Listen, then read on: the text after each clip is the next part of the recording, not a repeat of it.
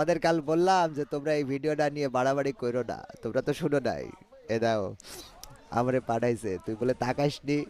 জীবনটা জীবনটা শেষ হয়ে যাবে। দাঁড়াও, তার একটা ফোন দে। আমি আগে আগে ঘর তারপরে পর, ঠিক আছে? বউয়ের হাতে মার খাওয়া যাবে না। আসসালামু আলাইকুম।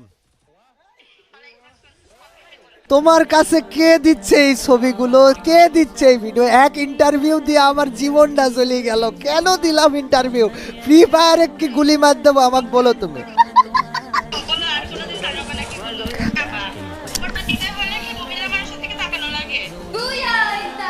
এই মহিলা আবার আইছে স্ক্রিনের উপরে। কান ধরে উঠবস করা, তোমার কাছে ভিডিও পাঠাবো। দাঁড়াও, আমি দেখছি বিষয়টা, তুমি ধৈর্য ধরো।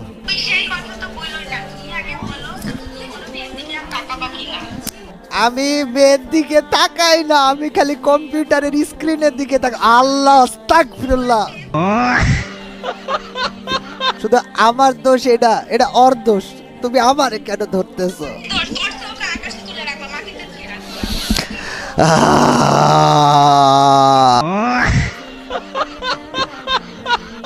এই কর দেওয়ার পিছনে একমাত্র দায়ী এই সাবস্ক্রাইবার কয়টা।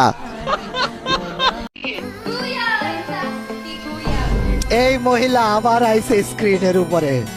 ওর বাড়িতে বোম মারবো আমি। তুমি দাঁড়াও, ওই মহিলা আমি খুঁজি পাই, ও ফাঁকে পাই, ও কান ধরে উঠবস করা, তোমার কাছে ভিডিও পাঠাবো। দাঁড়াও,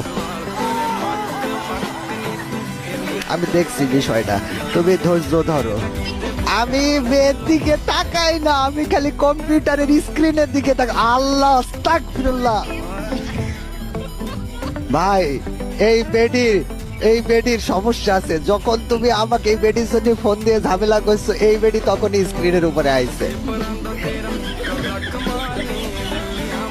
এই দেখো, এখনই স্ক্রিনের উপরে এই বেডি আইছে। এই বেডির ঝামেলা আছে, আমি শিওর।